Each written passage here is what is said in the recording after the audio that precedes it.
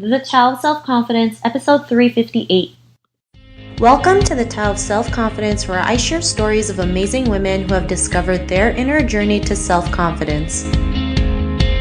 Visit our website at thetaoofselfconfidence.com. Your inner journey to self-confidence awaits. Well, hello friend. Welcome to the Tao of Self-Confidence, where I share stories of amazing women who have discovered their inner journey to self-confidence. I'm your host today, Sheena Yap Chan, and today I have a phenomenal lady on the show today. She is the host of the Art of Living podcast, and I'm just really excited to have her on and share her story with us today. So without further ado, I'm going to introduce you to Jacqueline Boylhart. Jacqueline, how are you today? Maybe you can fill in a little bit more about yourself to our listeners. Yeah, hi. Thank you so much for having me. So I have a podcast, The Art of Living, and I am formerly a teacher. I taught algebra for 7 years, and I worked in charter schools. And right now I'm transitioning out of the public school system, and I'm going to be a full-time entrepreneur, which I'm really excited about. I've been doing a lot of odd jobs here and there, just trying to discover, who I am, what gifts I have to contribute on this earth. And I'm just really excited to start a new journey and chapter in my life. Awesome. Well, thanks for sharing that, and congrats on that great transition. I know most people out there are even too scared to, leave a job, especially a teaching job, to pursue what they love. And I love how you said, I'm just doing little odd things here and there to find out what I like and don't like, which is great, right? You get to know a little bit more about yourself each and every time you do these things. So congrats again. And what's your cultural background? So I am half Filipino and I am half Caucasian. My Caucasian half is French and German and Scandinavian. So a mix of a lot of different things. Awesome. Well, thanks for sharing that. And Jacqueline, what would be your favorite self-confidence quote? I really like just do it, because I get so caught up in being such a perfectionist at times. And I always just have to remind myself, just rip off the Band-Aid and just do it. So it's something that's really motivating to me and helps me take action in my life. Thanks for sharing that quote. I'm just like you too. I kind of overanalyze things, thinking it has to be perfect, not realizing it's fine. We make mistakes along the way, but we can always correct them and kind of move forward and learn from them. I know sometimes I would just not do anything for a month because I'm so scared of what if I fail? What if I make a mistake? What if people make fun of me? And we all go through that, right? Right. But it's all about just taking action, and sometimes it's taking action even though we have no clue what it is, but if we keep on going, we'll get there for sure. So great quote, short and simple and powerful. So thanks again. And in your own words, how would you define self-confidence? I think self-confidence is really being true to the gifts, talents, and abilities that were placed in you when you were born into this earth. And I think a lot of times, going through the school system or just growing up, our gifts and talents are kind of buried underneath a lot of life experience. And it took me 29, 30 years to just stop and think okay, I want to unearth all of this stuff that has been buried underneath my life for 30 years. And just to be able to walk in your purpose is really freeing and just, to me, defines self-confidence. Thanks for sharing that. And I love how you mentioned, to walk in your purpose, because a lot of people are still afraid, right? They're afraid of the unknown, not knowing the unknown can be the greatest thing ever. And yeah, sometimes going in the school system, we do get buried in our gifts, in our talents, because we're pretty much taught one certain way, kind of just get good grades, go to a good college or university, get a high grade, get an MBA, and work for the rest of your life, right? I mean, most schools don't teach about personal development or entrepreneurship or, saying there's a different way, right? There's another path we can take. So I really love that you mentioned that. And what was your life like before your discovery of self-confidence? Yeah, so it's funny how you relate back to the school thing, because, I always did rather well in school and it came, relatively easy to me. So I got the high marks, and once I finished high school, I was okay, well, I'm going to go to college. And then once I was in college, I was okay, I'm going to go to graduate school. And I just kept chasing degree after degree. This is so crazy, but I ended up applying for every single graduate school. I took the MCAT, I took the LSAT, I took the GRE, I took the GMAT. I got accepted into all these schools, but it was so crazy because as soon as I would like put down my deposit or have the intent to put down my deposit, something inside me would like be like, no, this isn't quite it. And so before I was just to the outside world, I probably looked very focused and ambitious, but on the inside, I was really broken and confused and didn't know really what to do.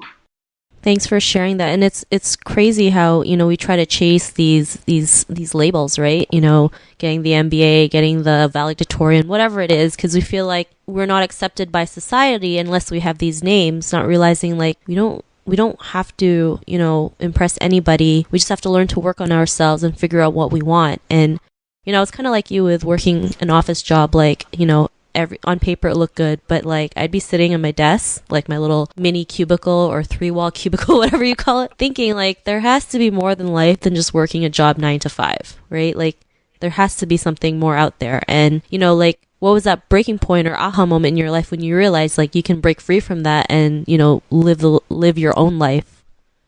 Right. So I think when I realized that getting another degree, I didn't want to sit in school again because I was thinking to myself, well, I know I should get this other degree. That was one half of me, but the other half of me just didn't want to sit in school. I felt so restricted and so just isolated from my true self. And it was really last summer when I took the MCAT and I was about to apply to med school. And I was like, why am I doing this? I would much rather be blogging or podcasting or like doing my own thing. And I really came to the realization that I don't need a degree to define who I am. I just need to define myself on my own terms because everything's already inside of me, which was a huge leap. And it was definitely really, really scary and still scary to this day. But like I said before, I just got to do it because the alternative, I just can't live with the alternative.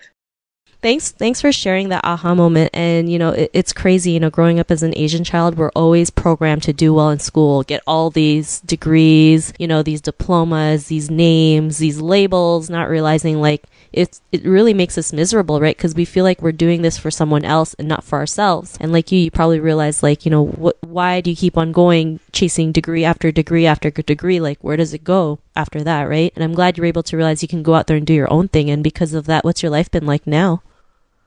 So I just feel free. Like I finally stopped, chasing all these degrees. And even though I was applying to graduate school, I would still be enrolled in classes part-time just because I just felt this need to be enrolled in school and get a grade of some sort every semester, which was really crazy. And since then, I took out all my enrollments in every single school I was in. And I just really have been on this journey of self-discovery and only doing things that really light my soul on fire and not just enrolling for a class so I can get that A, that seal of approval. Thanks for sharing that. And, Jackie, if there's a woman who's listening to your episode, she may be in her own journey of self-confidence, what'd be that one tip you would give to her? The one tip I would give to her is to really get quiet and listen to what is being whispered to her, because I really believe that all of us deep down inside truly know what we're supposed to do, but it gets buried underneath expectation or fear. And I just really challenge you to get quiet and to listen to that voice and just take one step. You don't have to take all 10, 20, 100 steps. Just take one little step today that inches you closer to answering that call. And then tomorrow, take another step, and then take another step. And then sooner or later, you'll realize that you can do it and you can overcome these fears and you can live the life of your dreams. Thanks for sharing that tip. And I like what you mentioned, like, listen to what's being whispered to you. A lot of us, we always have like, a voice telling us what we're meant to do, or like we have like a funny feeling in our stomach, having that intuition, like what's meant for us and not meant for us. And sometimes we don't listen to it, right? Because we feel like if we make the wrong decision, people are going to laugh at us. But, it's like your intuition is telling you something that's good for you, right? And even if it's scary, sometimes you just have to go out there and do it. So I really love that tip that you mentioned. And if our listeners wanted to connect with you and get to know a little bit more about you and what you do, or check out your podcast, is there any links or social media profiles we can connect with? Yes, you can find everything linked on my website, which is Jackie Boylhart, Jackie, B as in boy, Oylhart.com. I also post regularly on Instagram, and my handle is my name at Jackie Boylhart. Awesome. Well, thanks for sharing that. And to our listeners, if you want to connect with Jackie, you can also head on over to the taoofselfconfidence.com and search for Jackie's name. Her show notes will pop up along with everything else we talked about. And I just want to thank Jackie for taking the time to share her story with us. So thank you so much. Yeah, thank you so much. It's been a pleasure to be here. Not a problem. It was an honor having you on the show. And to our listeners, be on the lookout for another new episode of another amazing woman's journey to self-confidence. And we'll catch you later. Bye for now. Thank you for tuning in to another amazing episode of the Tao of Self-Confidence. Get your free audiobook by visiting our website at thetaoofselfconfidence.com. Your inner journey to self-confidence awaits.